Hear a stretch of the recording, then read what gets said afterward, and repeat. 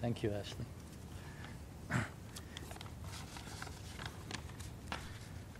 We're now going to set up a roundtable discussion. And just as this is getting set up, how are we going to set this up? Are we going to actually put a table here? Sorry? No, there's supposed to be presentations and then the workshops. So we're setting up right now. Yes. So are you going to set up a table? Yes. Okay. As they're setting up the table, let me just announce the other events that are going to take place. So, as I mentioned, today after this discussion is over, we're going to break up into 2 workshops. One which will introduce you to sitting meditation, how this is done, how do you practice it, what are some of the things you can get out of it. And the other is dynamic meditation, which I don't know much about, but I'm interested actually. But it's a Buddhist monk who will actually perform this and invite you to participate. In the coming weeks, we'll hold a couple of workshops. So the next one will be Sunday, June 7th, where a workshop will be held on the Japanese tea ceremony. The Japanese tea ceremony, of course, is a remarkable exercise in which preparing tea becomes an act of spirituality, also inviting the audience to participate in this. The other is a demonstration of Taoist Tai Chi, the exercises that sometimes you see people performing in the parks, of course, is very much wrapped up with a spiritual experience as well. And the third is the Islamic Sufi zikr.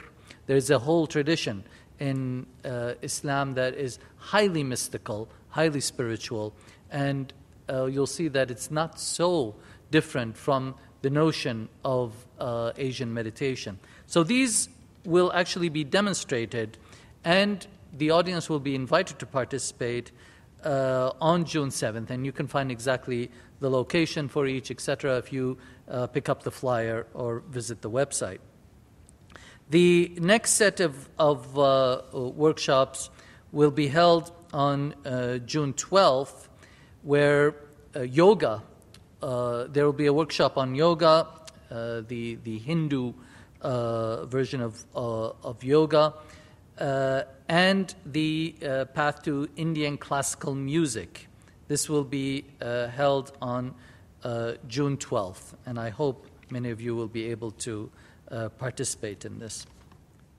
Okay. Instead of having a table then, I'll just invite the participants to come and give a short presentation, I'm afraid, because we're running a little bit behind. So I'd like to invite first Renita Wong, who's from the Faculty of Liberal Arts and Professional Studies, Department or the School of Social Work. She will give a brief presentation on the interbeing of wellness among students in higher education. So is Renita here? Is Professor Wong? Yes.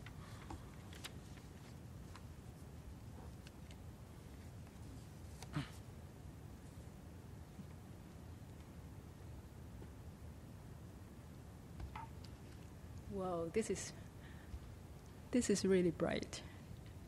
I cannot see any of you down there. Melanie and I were sitting together down there, and we were so happy to hear that a table would be going to be set up here, so that we are not just alone standing here, but here you are. So here I am, and it's actually very difficult to follow all the brilliant and natural public speaker before me. So I'll do what I can. People don't believe that, even though I'm a professor and I teach here and I quite often do public speaking, but actually I'm quite shy. So now before actually I begin, I love what Ashley did to introduce you guys already to come back to the present moment and to be where you are. So if I may actually just follow up on that a little while, for a little bit longer, if I may just invite you, in this moment, just notice your breath. Where in your body do you notice your breath most strongly?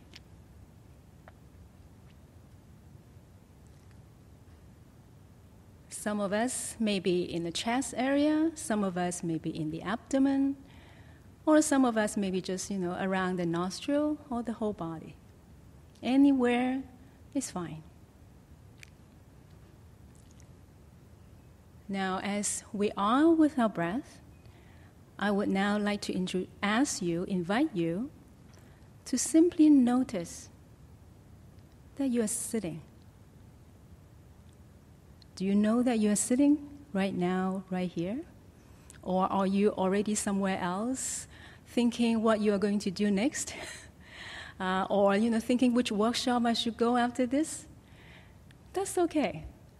Come back and just notice, very simple, a simple noticing that you're sitting. Are you aware of the chair that you're sitting on? If I may invite you to just touch the chair with your finger, the fabric of the seat.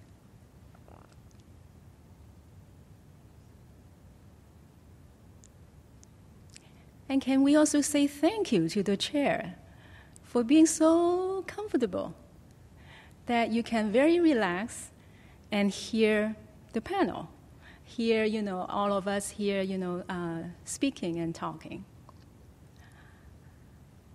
Now, as you continue to pay attention, again, it's a very simple, gentle attention to the sound that you hear. Now, I imagine at this moment, the sound you hear is my voice because it's most prominent. And just hear the sound as sound. Some of us may also hear the sound of some of the machine that is running in the room, in the hall right now.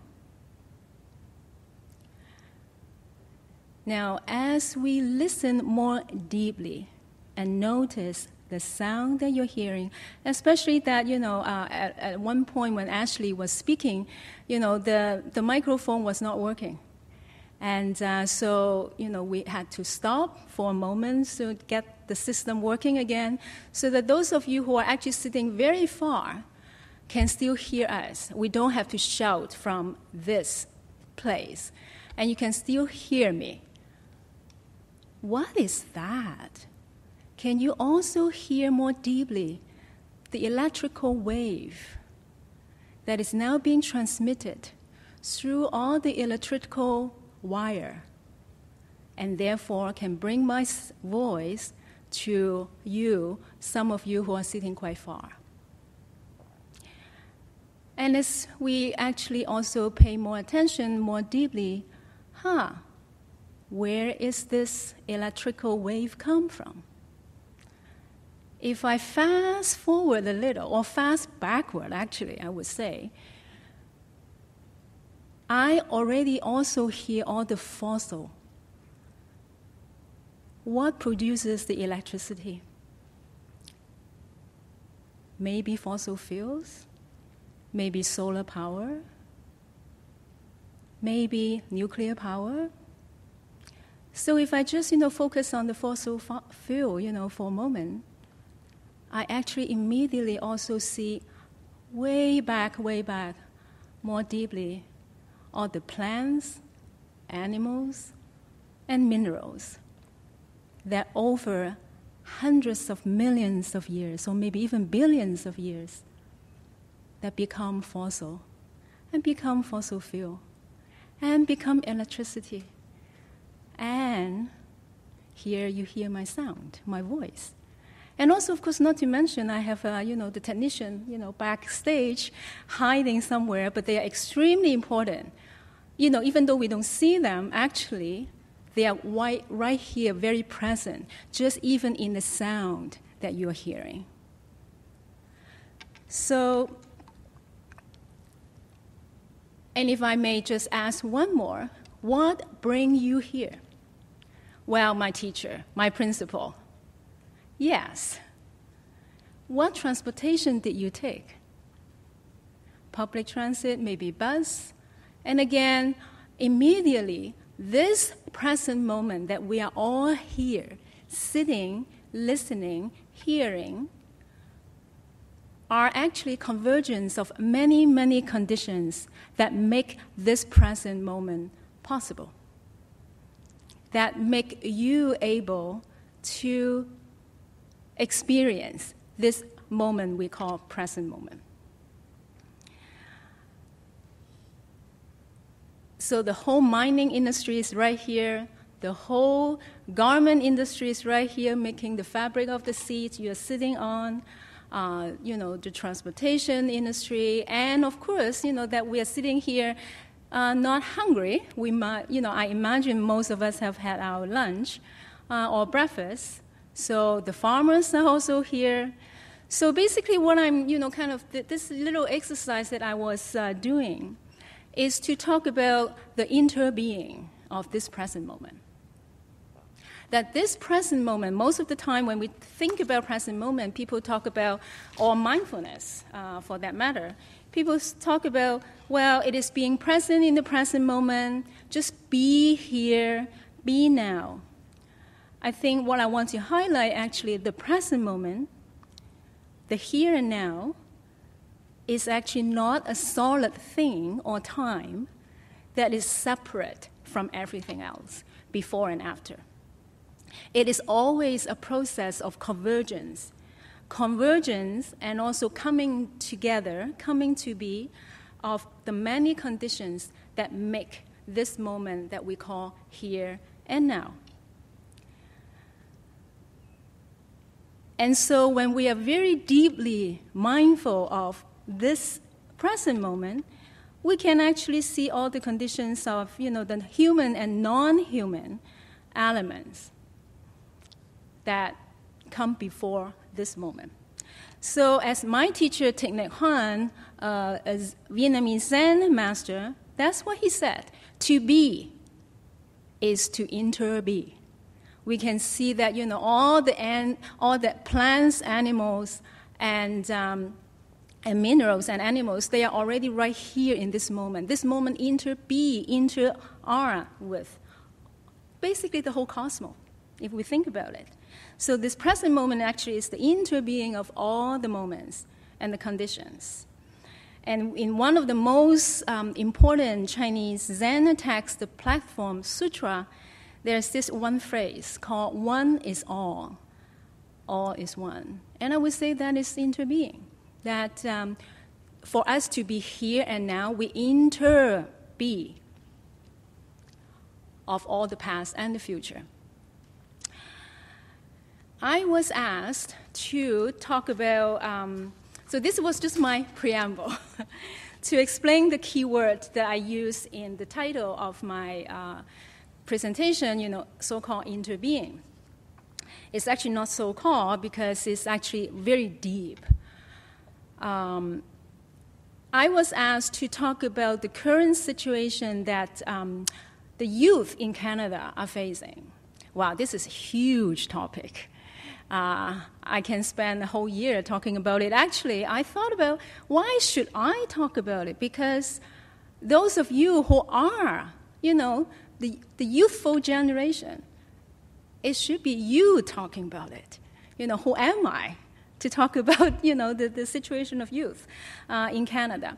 So I decided to narrow the topic a little that, because I teach here, so I meet with a lot of my students. So I think it's more manageable that for me to talk a little bit about my direct experience of some of the situation that my students, so basically, the youth who are in post-secondary education, which is in the title higher education, which include university and also college, how they are doing in terms of this